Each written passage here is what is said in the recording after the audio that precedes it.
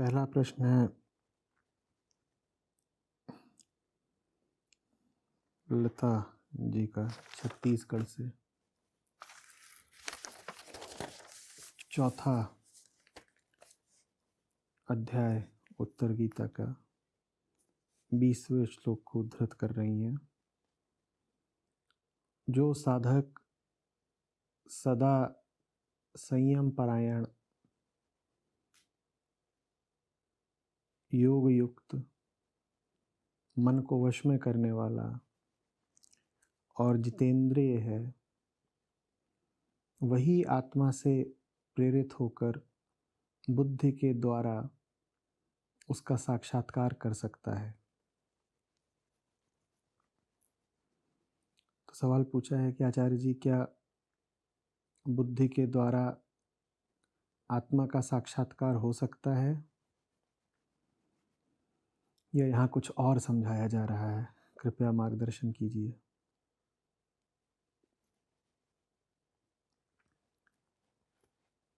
जिसको समझाया जा रहा है उसी की भाषा में समझाया जा रहा है।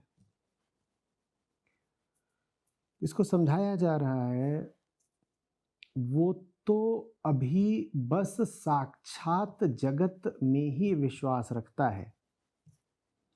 उसकी स्थिति समझिए, उसकी स्थिति विचित्र है। संसारी है वो और संसार में रहते हुए साधक है। साधक है, साधना वो किसके विरुद्ध कर रहा है? संसार के ही विरुद्ध कर रहा है साधना, लेकिन संसार में रहते हुए। तो साधना भले ही कर रहा है वो, लेकिन जानता अभी वो सिर्फ संसार को है। हाँ, संसार से उसको कष्ट बहुत मिला है तो साधना करने लग गया। संसार से मन उचट रहा है तो साधना करने लग गया, पर जानता तो वो संसार को ही है ना। तो भाषा भी वो संसार की बोलेगा। और संसार में प्राप्ति का अर्थ होता है किसी चीज का हाथ में आ जाना। जानने का अर्थ होता है किसी चीज का मन में आ जाना।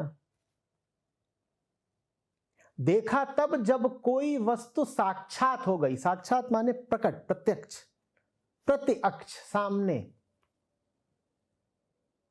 साक्षात में भी वही भावना है।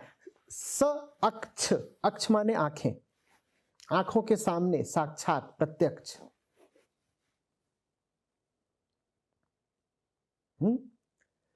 तो चूंकि प्रश्न पूछने वाला जो है, ये जो अभी साधक है नया नवेला, जो भी यात्रा शुरू ही कर रहा है, ये बड़ा दुनियादार आदमी है, ये संसार भर को ही जानता है। तो इससे इंद्रियों की और मन की भाषा में बात करनी पड़ती है। ये पूछे अगर कि सत्य मिलेगा तो इसको कुछ ऐसी जवाब देना पड़ेगा, हाँ बिल्कुल तुम्हारी आंखों के सामने मिलेगा, प्रत्यक्ष मिलेगा। क्योंकि तुम इससे बोलोगे कि सत्य कुछ ऐसा है जो आंखों से दिखाई नहीं देगा, कानों से सुनाई नहीं देगा, मन से जिसको सोचा नहीं जा सकता, तो ये आदमी बड़ा विकल हो जाएगा और बड़ा निराश हो जाएगा।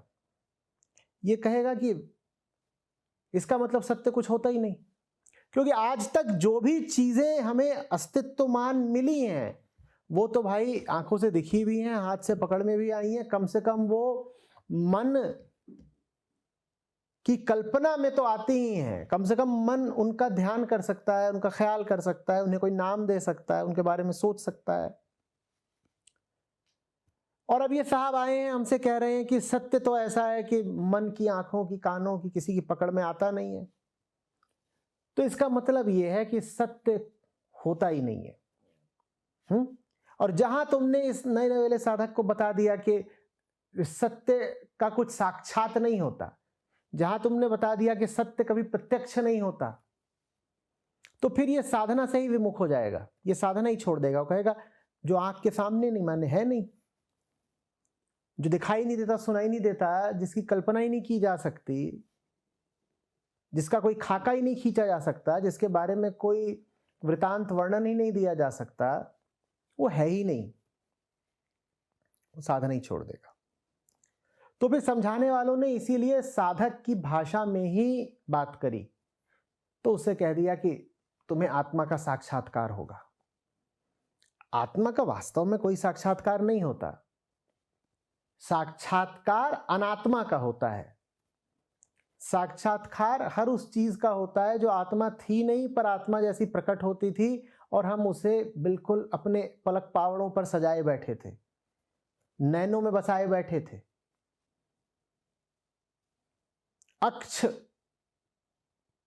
पर उसी को जड़ रखा था हमने।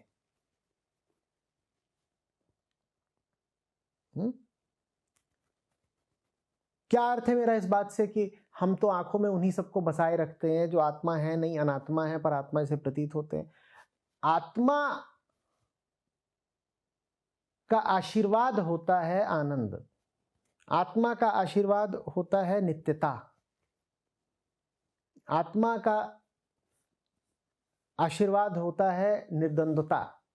आदमी सब द्वंद्वों से मुक्त हो जाता है, आदमी संदेहों से मुक्त हो जाता है, निर्भय हो जाता है। लेकिन हम जिनको अपने अक्षों में जड़े रहते हैं, अपनी पलकों पर बिठाए रहते हैं, उनको पलकों पर बिठाने से क्या हम में निर्भयता आ जाती है? क्या निर्द्वंद्वता आ जाती है? क्या हम आशा निराशा के पार निकल जाते हैं? क्या हम पूर्ण भरोसे और सुरक्षा में चैन पाते हैं? ऐसा तो होता नहीं ना। इसका मतलब हमने अपनी आंखों में, और आंखों से मेरा तात्पर्य है अपने मन में, इसका मतलब हमने अपनी आंखों में अनात्माओं को बसा रखा है बहुत ज्यादा, और नाम उनको दे रखा है आत्मा।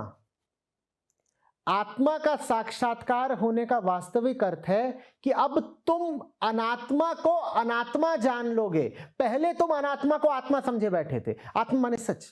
पहले तुम झूठ को सच समझे बैठे थे, अब तुम झूठ को झूठ जान लोगे।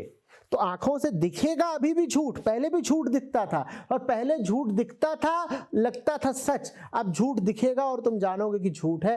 ये सच का आशीर्वाद है, ये आत्मा का आशीर्वाद है। चूंकि ये झूठ का प्रकटीकरण सच के आशीर्वाद से हो रहा है, तो इसी बात को काव्यात्मक तौर पे कह दिया गया है कि मुझे तो सच दिख गया, मुझे तो साक्षात सच दिख गया। सच नहीं दिख गया, दिख झूठ गया, लेकिन सच की अनुकंपा से दिख गया, तो हम कह देते हैं सच दिख गया। ऐसे कहना चाहिए, मुझे सच से दिख गया, सच नहीं दिख गया, मुझे सच की कृपा से दिख गया, सच से दिख गया। सच हो के देखा, सच दिख गया। जब सच हो के देखा तो चारों तरफ झूठ का ही विस्तार दिखाई दिया। तो ये है आत्मा का साक्षात्कार। इसीलिए साफ कहा गया है कि जो साधक संयम परायण होगा, योग युक्त होगा, मन को वश में करे होगा, जितेंद्रिय होगा, वही भाई आत्मा का साक्षात्कार कर सकता है। माने कि वही ऐसा होगा जिसकी बुद्धि इतनी कुशाग्र हो जाएगी कि वो झूठ को पकड़ लेगी। नहीं तो हमारी बुद्धि झूठ द्वारा ही प्रेरित और पोषित होकर बड़ी भोथरी हो जाती है, एकदम कुंद बुद्धि हो जाते हैं। कुछ हमें दिखाई सुनाई समझ में नहीं आता। झूठ को बुद्धि द्वारा ही पकड़ा जाता है, पर वो बुद्धि बड़ी पैनी, बड़ी धारदार होनी चाहिए, महीन एकदम, जैसे पैना चाकू, पैनी कोई तलवार हो, एकदम काट दे झूठ को, सट साफ। उतनी पैनी हमारी बुद्धि रह नहीं जाती, हमारी बुद्धि पर जंग चढ़ जाता है। और जंग तो फिर भी मिटाया जाए, हमारा हाल ऐसा रहता है जैसे हम जानबूझ के अपनी बुद्धि की तलवार को कुंद करते हो, क्योंकि कुंद अगर वो नहीं होगी तो वैसा हम जीवन जी ही नहीं पाएंगे जैसा हम जीवन जीते हैं, मूर्खता भरा। अगर ठान ली हो कि जिंदगी मूर्खता भरी जीनी है, तो बहुत आवश्यकता बढ़ जाती है निर्बुद्धि हो जाने की। अगर बेवकूफी भरी जिंदगी जीने का संकल्प ही कर लिया हो, कसम ही खा ली हो, तो बहुत जरूरी हो जाता है बदअक्ल हो जाना, बेअक्ल हो जाना, निर्बुद्धि हो जाना। अच्छे अच्छे लोग जिंदगी के मसलों पर अपनी बुद्धि को किनारे रख देते हैं, मूर्खतापूर्ण फैसले करते हैं। एक बार वो उन फैसलों से आसक्त हो गए तो अब बुद्धि का प्रयोग करना खतरनाक हो जाता है, क्योंकि जरा सी अगर अकल लगाएंगे तो साफ दिखाई देगा कि जिंदगी मूर्खता से भरी हुई है। और दिख गया कि जिंदगी मूर्खता से भरी हुई है तो फिर अपने ऊपर जिम्मेदारी आ जाएगी मूर्खता को हटाने की। वो जिम्मेदारी पूरा कर पाने का दम बचता नहीं है जब आप बार बार गलत फैसले लेते हो, जब आप बार बार उन्हीं गलत फैसलों पर जिद करके अड़े रहते हो, जब पहले तो आप मूर्खतापूर्ण जीवन जीते हो और ऊपर से धौंस बताते हो कि नहीं मेरी जिंदगी सही चल रही है, मैं ही अपना हिसाब किताब देख लूंगा, मैं ही अपने अनुसार निर्णय कर लूंगा। उसके बाद अक्लमंदी खतरनाक हो जाती है। उसके बाद अक्ल की मंदी ही ठीक है। बात आ रही समझ में? मनुष्य की बुद्धि ही वास्तव में उसकी सबसे बड़ी मित्र है। बुद्धि ही अगर शुद्ध हो तो बोध है, लेकिन बुद्धि की शुद्धता बुद्धि की सेवा परायणता पर निर्भर करती है। बुद्धि साफ है कि नहीं, बुद्धि शुद्ध है या अशुद्ध, वो इस पे निर्भर करता है कि बुद्धि किसकी सेवा में लगी हुई है। बुद्धि अगर लगी हुई है अहंकार की सेवा में, वही पुराना जो किस्सा है, शरीर में बसी हुई जो वृत्तियां हैं, अगर बुद्धि उन्हीं की सेवा में लगी हुई है तो बुद्धि बड़ी जड़ रहेगी, कुंद रहेगी, भोथरी ब्लंट रहेगी। और बुद्धि अगर मुक्ति की सेवा में लगी है,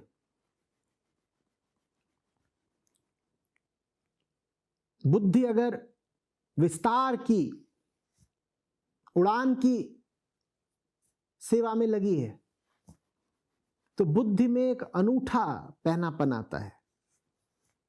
ये बुद्धि सब जटिलताओं को काटती चलती है, गहरी से गहरी बातें समझ में आने लगती हैं, समस्याएं सुलझने लगती हैं, व्यक्ति ग्रंथियों के मूल में पहुंच जाता है, नजर ऐसी साफ ऐसी सूक्ष्म हो जाती है कि सब दिखाई देने लग जाता है। और ये सब कुछ इस पर निर्भर करता है कि आप अपनी बुद्धि को किसकी सेवा में लगा रहे हो। बुद्धि को अपने अहंकार और व्यभिचार की सेवा में मत लगाओ, बुद्धि को अपनी आजादी की सेवा में लगाओ और फिर देखो बुद्धि के कमाल। वही अक्ल जो आज तक हमारी बदहाली का और बर्बादी का सबब बनी थी, वही अक्ल देखिए कि कैसे आपको खुशहाल कर देती है। वही अक्ल कैसे आपको उड़ान के लिए पंख और आसमान दोनों मुहैया करा देती है। चुनाव आपका है।